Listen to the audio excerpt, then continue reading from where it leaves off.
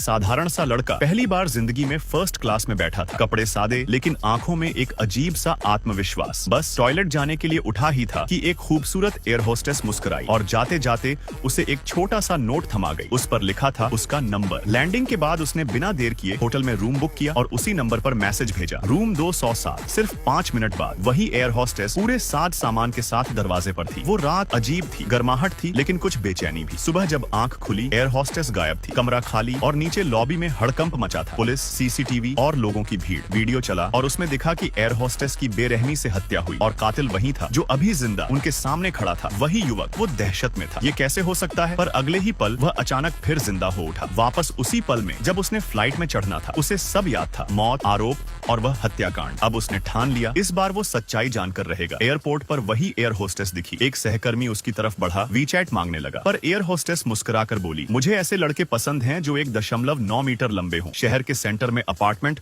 और 10 लाख की कार वाले हों। साधारण युवक हंसा, तो मैं तुम्हारे लायक नहीं हूँ। पर किस्मत देखो, जैसे ही उसने फर्स्ट क्लास में कदम रखा, वही एयर होस्टेस उसके पास आई। पहले से भी ज्यादा नजदीक। उसका दिल बोला, दूर रहो, लेकिन यादें बोली, पिछली बार वही मरी थी, उसे बचाना जरूरी है। वो जानबूझकर ठंडा बर्ताव करने लगा। पर एयर होस्टेस ने हार नहीं मानी। क्या मैं तुम्हें पसंद नहीं? उसने मुस्कुराकर पूछा। नहीं, उसने झूठ बोला। हम एक दूसरे के लिए नहीं बने। वह मुड़ी, उसकी आंखों में दर्द था, पर वह जानता था इस बार उसे बचाने के लिए दिल नहीं, दिमाग से खेलना होगा। रात में उसने वही किया जो पिछले जन्म में हुआ था। उसे लोकेशन भेजी, वही रूम नंबर, वही जाल, लेकिन इस बार वो शिकारी था, शिकार नहीं। कमरे में आते ही एयर होस्टेस ने कहा, मुझे आज 5 लाख की लॉटरी लगी है। वो चौंका। तो यही कारण था, उसी पैसे के लिए किसी ने तुम्हें मारा था। वह बोली, मुझे अब समझ आ गया है। उसने उसकी आंखों में देखा। क्या तुम मुझ पर भरोसा करती हो? हाँ, उसने जवाब दिया। तो कल तुम मर जाओगी। वह सिहर गई। ये मजाक नहीं है, मैं जा रही हूँ। पर वह बोला, नहीं, ये मजाक नहीं, मैं पुनर्जन्म लेकर लौटा हूँ। पिछली जिंदगी में तुम यही मारी गई थी और मुझे हत्यारा बना दिया गया था। अब सब साफ था, कातिल वही था जो उनके बीच था, जिसने पैसे की बात सुनी थी, यानी उसका साथी। तो अब उसने पूछा, अब हम शिकार नहीं बनेंगे? वह मुस्कुराया, हम बस नया रूम लेंगे, एक कैमरा सेट करेंगे और जिस पल कोई हमारे पुराने रूम में दाखिल होगा वही होगा असली कातिल। वे छिप गए, इंतजार करने लगे। कमरे में रिकॉर्डेड आवाज गूंज रही थी, जैसे वे अब भी वहीं मौजूद हो। कदमों की आहट आई, कोई चुपचाप दरवाजा खोल रहा था। कैमरे की लाल बत्ती चमकी, शिकार आ चुका था। युवक ने धीमे से कहा, इस बार नहीं, इस बार शिकारी मरेगा। और वहीं से कहानी बदल गई। जहाँ पिछली जिंदगी में मौत थी, वहीं अब बदला था। कभी कभी किस्मत मौत नहीं देती, बल्कि दोबारा मौका देती है, ताकि तुम अपनी मौत का हिसाब ले सको।